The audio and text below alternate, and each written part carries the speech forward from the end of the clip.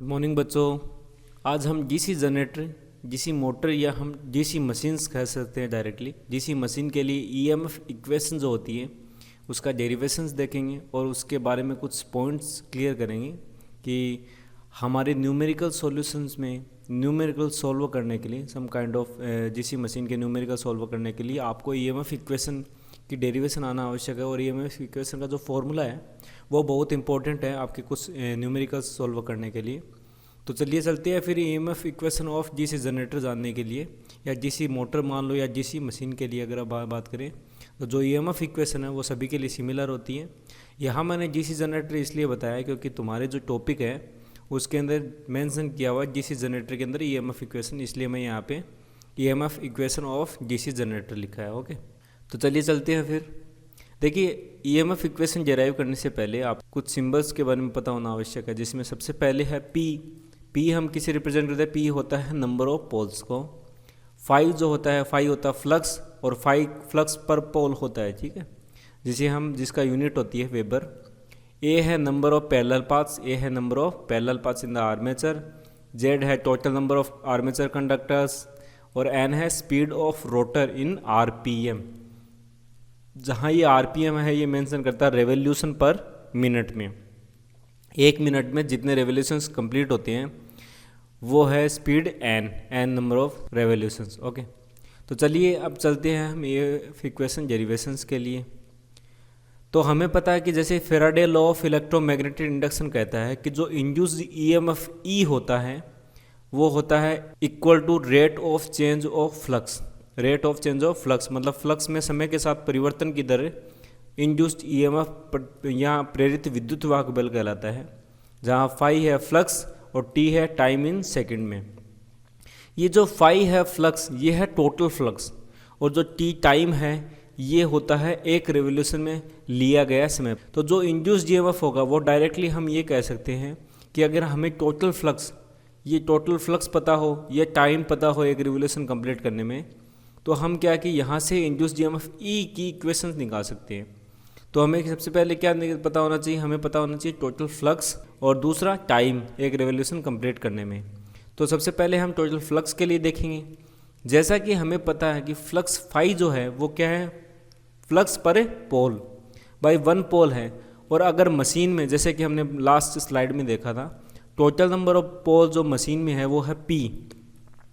एक पोल में जो फ्लक्स जनरेट हो रहा है वो है फाई। अगर नंबर ऑफ पोल पी हो तो जो टोटल फ्लक्स होगा वो होगा फाई इंटू पी। किसी मशीन में टोटल फ्लक्स हो जाएगा फाई इंटू पी, जहाँ फाई है फ्लक्स पर पोल और पी है number of pole. Okay, rotor की जो स्पीड है वो N in RPM revolution per minute में। तो अगर एक रेवोल्यूशन कंप्लीट करने में कितना टाइम लेगा? वो लेगा 60/n। जैसे कि अगर एन रेवोल्यूशन कंप्लीट करने में इसे टाइम लिया 1 मिनट, या हम इसको लिख सकते हैं 60 सेकेंड। Okay, 60 second. तो एक रेवोल्यूशन कंप्लीट करने में कितना टाइम लगेगा? 60/n। ये n नीचे डिवाइड हो जाएगा, ये हो जाएगा एक रेवोल्यूशन कंप्लीट करने में लिया गया समय इन सेकेंड्स में। ओके, तो यहाँ पे time taken for one revolution हो जाएगा 60/n सेकेंड्स में। अब हमें क्या करना है? हमें ईएमएफ इक्वेशन निकालने। तो ईएमएफ इक्वेशन निकालने के लिए ई की इक्वल टू d∅/dt। d∅ मतलब total flux, phi into P, dt मतलब यहाँ पे टाइम 60/n।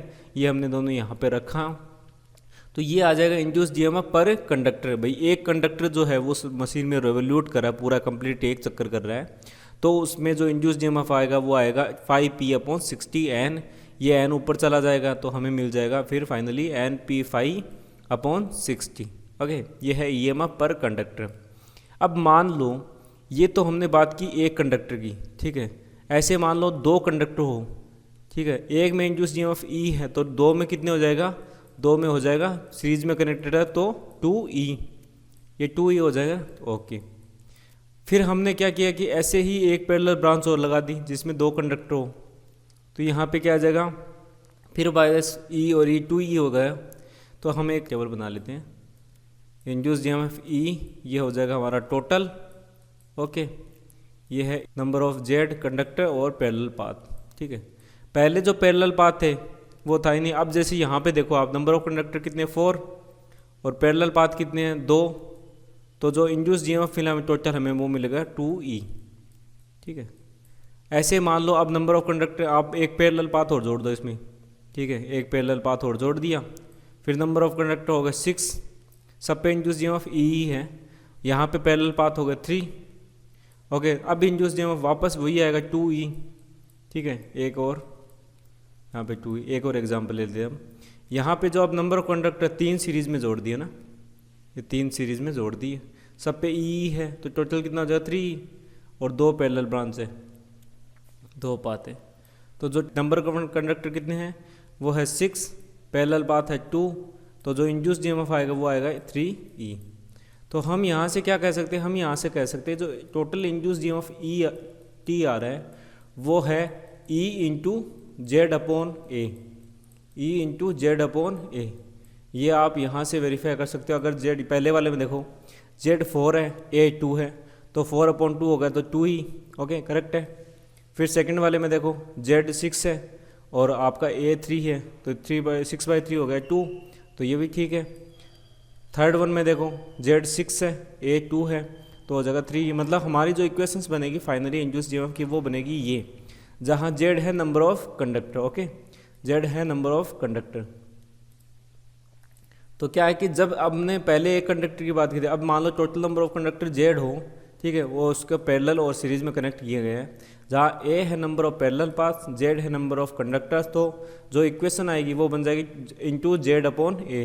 ये जो फाइनल इक्वेशन मिलेगी हमें टोटल इंड्यूस्ड ईएमएफ की वो हो जाएगी जेड अपॉन ए। ये तो थी पर कंडक्टर, ओके, उसमें जेड अपॉन ए में मल्टीप्लाई हो जाएगा। तो फाइनल जो इंड्यूस्ड ईएमएफ की इक्वेशन आएगी हमारे पास NP5 into Z upon A, जहाँ NP5 अपॉन 60 है EMF of one conductor, Z upon है total number of conductor in series. तो ये मिल जाएगी हमें equation E = N5P Z upon 60A। हमें पता है कि जेड कांस्टेंट है, P कांस्टेंट है, A कांस्टेंट है, 60 कांस्टेंट है, तो इन सब की जगह के या हम इसको प्रोपोर्शनल में कन्वर्ट कर देते हैं, तो हमारे इंड्यूस्ड ईएमएफ जो आएगा वो N/5 आएगा। इसका मतलब जो इंड्यूस्ड ईएमएफ है वो स्पीड पे डिपेंड कर रहा है और दूसरा फ्लक्स पे डिपेंड कर रहा है। तो हम यहाँ से नोट क्या जा सके, it is clear that the induced EMF is directly proportional to speed and flux per pole.